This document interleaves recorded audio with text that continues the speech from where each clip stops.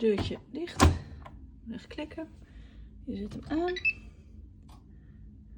Hij staat standaard op katoen. Op 60 graden, maar die doe ik altijd op 40. En heb je geen geduld, dan zet je hem op speed en zet je hem aan. De meer delicate was doe je in de wasmachine. Je vult ook weer het eerste bakje.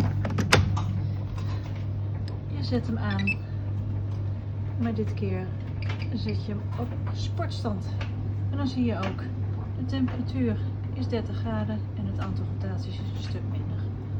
Deze zet je gewoon aan. Zo werkt het.